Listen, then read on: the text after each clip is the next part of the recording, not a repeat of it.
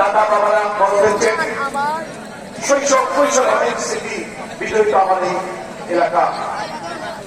এই এলাকার বীজ অত্যন্ত ভালোবাসি।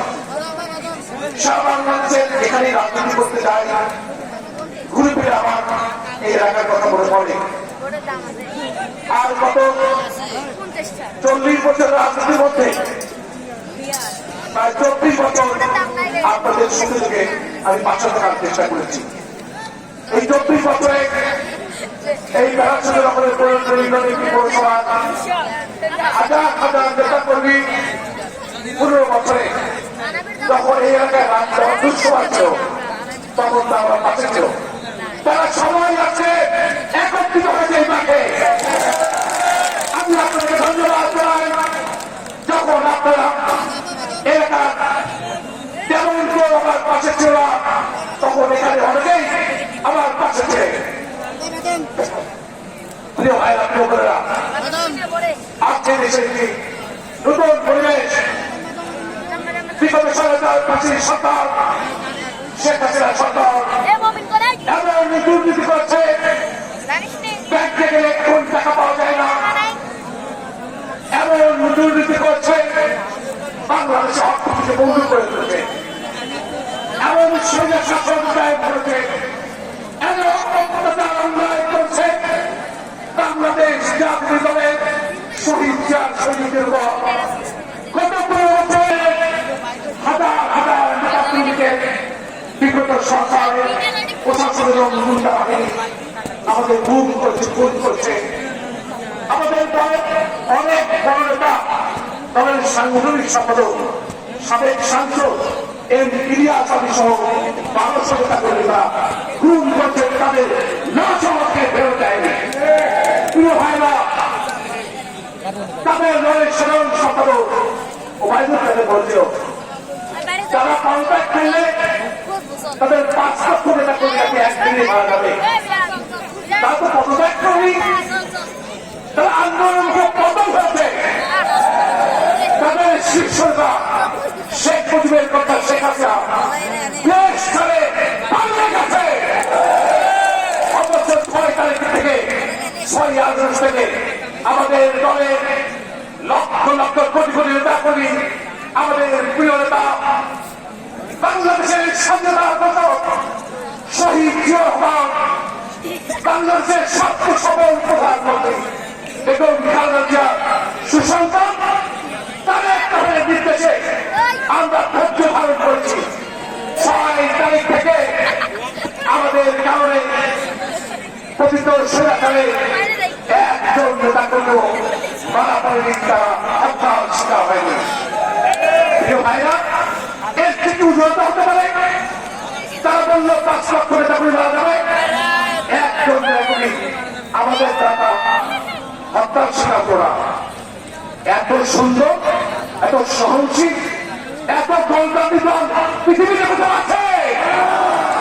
প্রিয় ভাইরা, আর সেই দলের নেতৃত্ব দিচ্ছে বর্তমান আধুনিক বাংলাদেশে সারা বিশ্বে যে ক্ষমতায় আছে, বাংলাদেশে কিভাবে বাংলাদেশে কথা দিচ্ছে সবচেয়ে আধুনিক।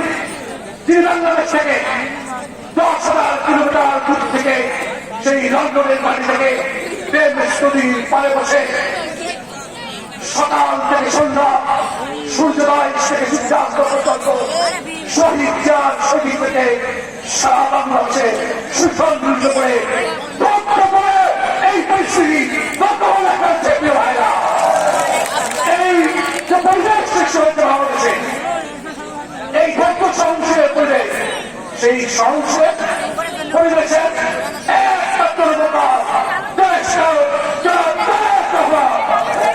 আমরা তাই সঙ্গে ছেড়ে এই কমিশন থেকে ধন্যবাদ জানাই, কৃতজ্ঞতা জানাই।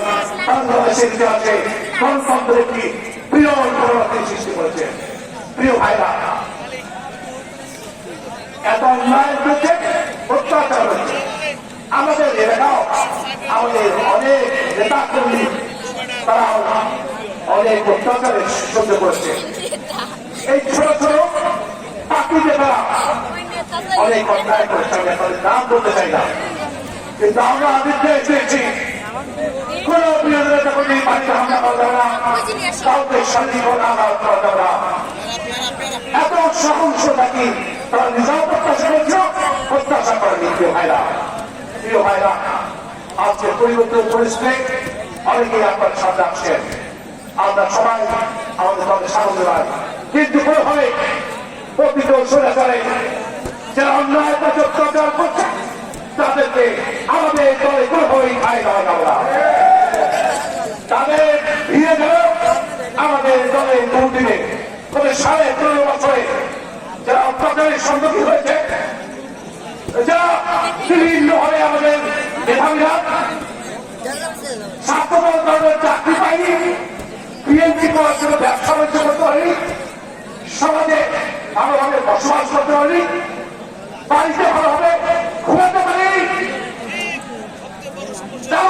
ভাবে নির্যাতন বিপণের সম্মুখীন না হয় সেদিকে আমাদের খেয়াল রাখতে হবে।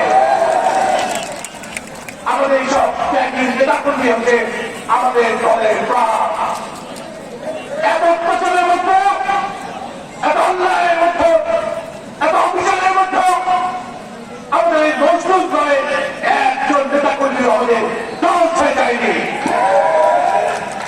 আমরা বলতে চাই, বিএনপি করতে হলে সহজ থাকতে হয়, বিএনপি করতে হলে দেশপ্রেম থাকতে হয়, বিএনপি করতে হলে শিক্ষা দীক্ষা জ্ঞান ভক্তি থাকতে হয়।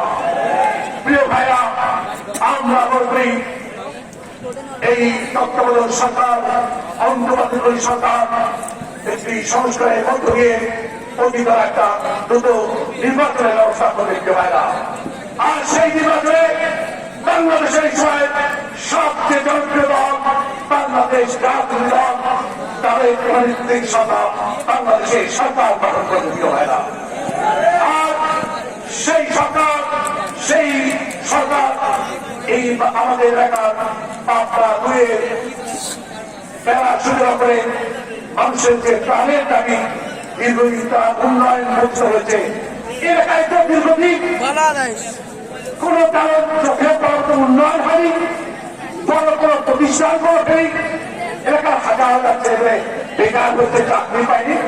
আমরা মনে করি আপনাদের পছন্দ যদি এলাকায় এমপি নির্বাচন হয়, আগামীতে এলাকার সকল সমস্যাই না সমাধান হবে, এলাকার চাকরি হবে, এলাকার সমস্ত উন্নয়ন কর্মকাণ্ড হবে, এই এলাকা বাংলাদেশের ভোগের এখানে প্রতিষ্ঠা হবে। ইনশাআল্লাহ আমি কথা দিতাম যে এলাকার দেশের নির্বাচন হবে, আমরা এলাকাকে বাংলাদেশের সবচেয়ে উন্নত এলাকা পরিণত হবে। ইনশাআল্লাহ প্রিয় ভাইরা, আমাদের দলের শীর্ষ নেতারা আছে এখানে, বিএনপি পরিচালনা করছে উপজেলা বিএনপি, আমরা আপনার এদের সদস্য সচিব